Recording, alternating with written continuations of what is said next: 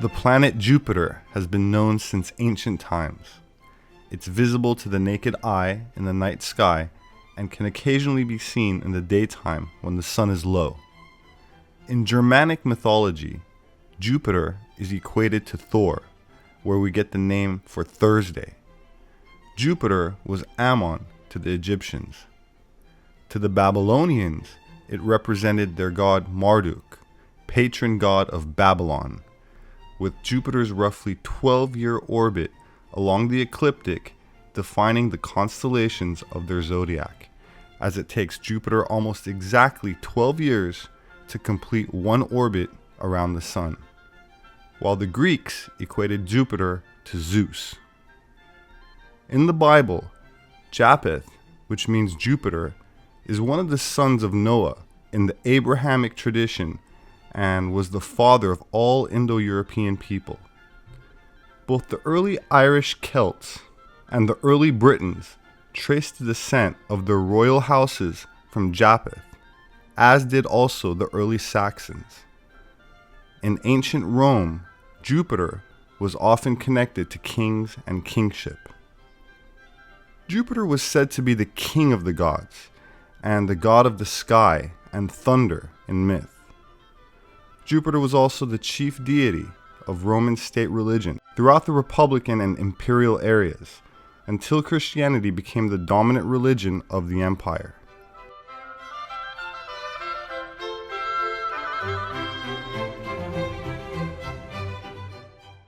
Jupiter, or Zeus, depicted as the eagle clutching the thunderbolt, is an occult esoteric symbol found in empires from Rome to the Nazis.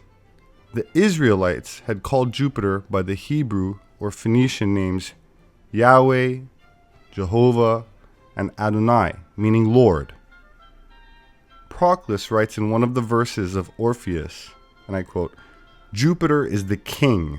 Jupiter himself is the original source of all things. There is one power, one God, and one great ruler over all. But we have seen that Jupiter and all the other gods were but names for the sun. Therefore, it follows that the sun, either as an emblem or as God himself, was the object of universal adoration." Jupiter Dolicanus was a Roman god whose mystery cult was widespread in the Roman Empire from the early 2nd to mid-3rd centuries AD, a mystery religion whose customs and rituals were restricted to initiates. Dionysus was the son of Zeus, who was also known as Bacchus, the name adopted by the Romans. Saint Justin Martyr, the first recognized philosopher of the Christian era, said, "When we say that Jesus Christ was produced without sexual union, was crucified and died, and rose again, and ascended to heaven, we propound nothing new or different from what you believe regarding those whom you call the sons of Jupiter." The Temple of Jupiter was a colossal temple dedicated to the cult of Zeus, located in Heliopolis of Roman Phoenicia, which is Baalbek of modern Lebanon. This temple was dedicated to the Roman Zeus, and the construction was started by Julius Caesar, continued later by Augustus, and was the biggest pagan temple dedicated to Jupiter in all the Roman Empire. The priesthood used their wives and daughters in holy prostitution to raise money and worship the god Baal. Homer told how mighty Zeus, or Baal as the Phoenicians knew him, cast thunderbolts on the earth and tumbled the walls of Troy with his earthquakes. The inhabitants of Baalbek feared Baal. They even sacrificed humans in an attempt to pacify him and prevent huge destructive earthquakes. In the mysterious tablets of Ugarit, discovered by Claude Schaeffer, Baal is the god of rain, thunder and extraordinary bolts of lightning. The worship of Baal extended in this region to the Jews, Canaanites and the Phoenicians. But Herodotus informs us that God was also known under many other names, such as Jupiter of the Romans, Zeus of the Greeks, Mazda of the Persians, and Ammon of the Egyptians. The Phoenicians were superb shipbuilders. Although based in what is present-day Lebanon, their trade networks allowed the worship of Baal to spread throughout the Mediterranean. In those early days, the Phoenicians inhabited Lebanon. They were fantastic seafarers, and their trade networks extended as far as Spain, Africa, even Britain, and their beliefs followed them. The cult of Baal was attacked many times, but was never extinguished. Kings and other royalty of the 10 biblical tribes also worshipped this supreme god.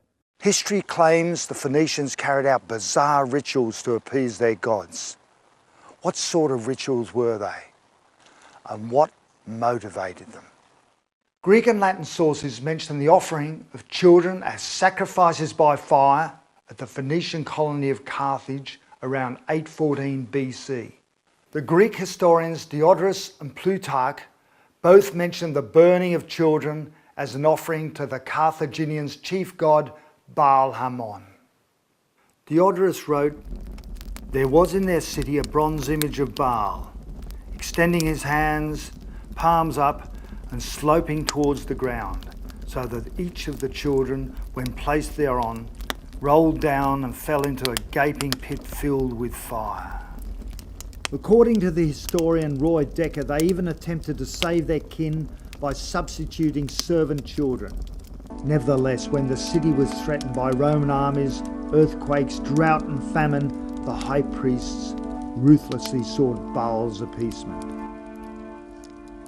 The religion spawned numerous priests and priestesses expert in the dramatic ceremonies of incense burning and the offering of burnt sacrifices. Officiating priests danced around the altars, chanting frantically and cutting themselves with knives. The citizens were worked up into great frenzies at the prospect of displeasing Baal. In times of great turbulence, human sacrifices, particularly children, were made to this father of the gods. For these purposes, a ceremonial burning ground called the Tophet, or roasting place, was established. At these ceremonies, even the most powerful families had to produce a victim to placate Baal Hamoth. Archaeologist Lawrence Steger, who excavated at Carthage, notes Diodorus and Plutarch and church fathers like Tertullian condemned the Carthaginians for the practice of child sacrifice.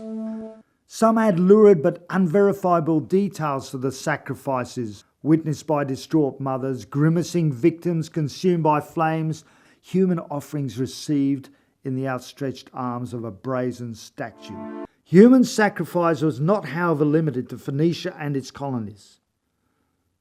The worshippers of Baal practiced their grisly rites throughout the Middle East. In the city of Jezreel, now situated in present-day Israel, we discover further evidence. In the book of Kings from the Old Testament, Ahab was described as a notoriously wicked king. Under the influence of his evil wife Jezebel, Ahab built altars to Baal. In another case from the Old Testament, we read of King Hiel's rebuilding of Jericho, wherein he sacrificed his firstborn son Abraham and his younger son Segub. This is an explicit reference to what are called foundational sacrifices, where the victims' bodies were placed within the walls or under its foundations. This practice was also followed around the Dead Sea in nearby Canaan. We even have evidence from the Hebrew Bible. The 6th century BC prophet Jeremiah accused syncretizing Judahites of setting up a high place of Tophet in the valley of Ben Hinnom outside Jerusalem. There they burned their sons and their daughters in the fire. Allow me to turn your attention to Nimrod, as Baal was also known. It is important that you know that Nimrod incorporated into his worship system the grisly practice of human sacrifice and cannibalism. Our authority Hislop says, the priests of Nimrod or Baal were necessarily required to eat of the human sacrifices, and thus it has come to pass that Kana Baal, Kana meaning priest, and Baal referring to Baal, is the established word cannibal, in her own tongue for a devourer of human flesh. As Steger concludes, the classical and biblical texts, as well as the archaeology, all indicate that healthy living children were sacrificed to the gods in the Tophet. Our purpose in making this case is not to malign the Phoenicians, but to understand them. The Baal-based religion revolved around the cycles of nature necessary for survival and prosperity in the ancient world, primarily growing crops or raising livestock, as well as the growth of human populations. So we can see the most prevalent religious system in the immediate Canaanite and Phoenician context was the worship of Baal. The actual worship of Baal was carried out in terms of imitative magic, whereby sexual acts by both male and female temple prostitutes were understood to arouse Baal, who then brought rain to make Mother Earth fertile. When crops were abundant, Baal was praised and thanked for his abundant rain. The prophet Hosea suggests, and Jeremiah graphically depicts, the debauchery and excesses that developed in the worship of Baal. Because of the sexual overtones of Baal worship, it was easy to use the metaphor of adultery or prostitution to describe the problem that such syncretism raised. The Israelites struggled with Baal worship until the time of the exile, especially after its official establishment as a state religion for a time during the reign of Ahab and Jezebel around 850 BC. The people firmly believed that by their actions they could manipulate and control the gods. During the Roman period, it was like orgies temple. With wine, women, and drugs. It was like super nightclub during the Roman period, like Ukraine now. Discotheque. Yeah. So you can see the stones there. It tells alone that there have been orgies here. You can smell it.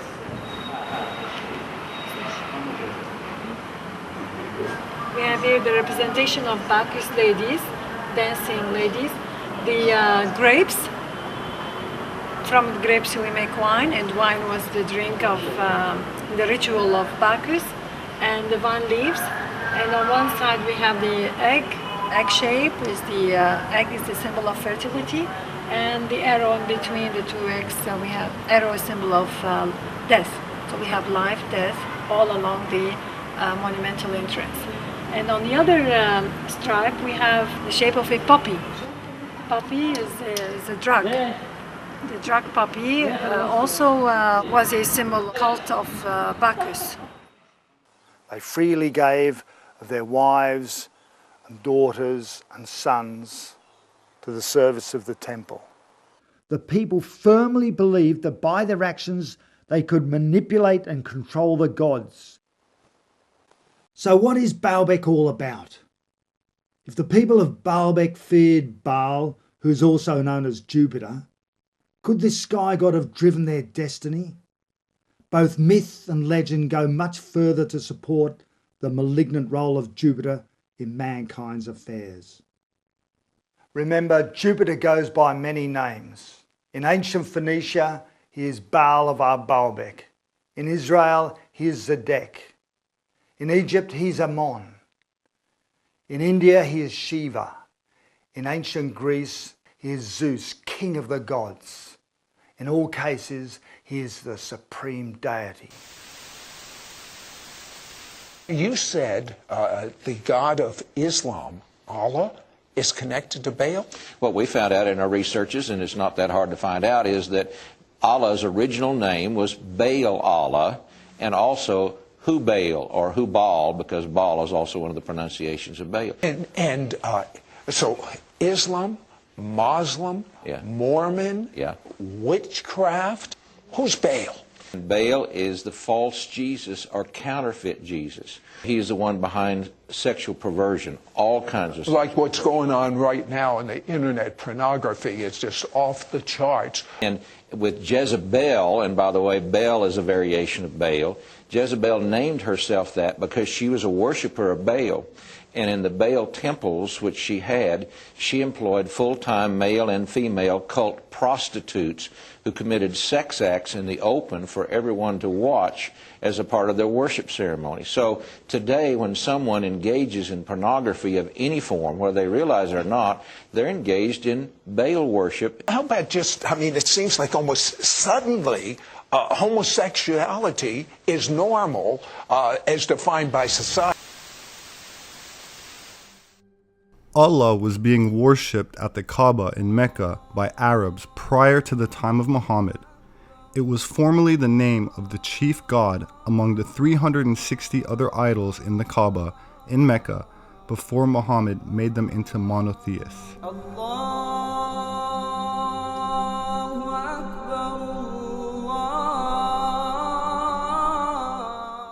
According to the Encyclopedia of Religion, Allah corresponded to the Babylonian god Baal, and Arabs knew of him long before Muhammad worshipped him as the supreme god.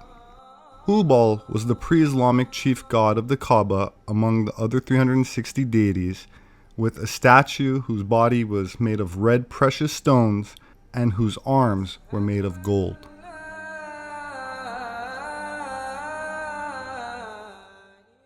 My name is Robert Sepehr. I appreciate the time that you've spent here with me. Thank you for sharing. Please don't forget to subscribe, and I will see you again soon.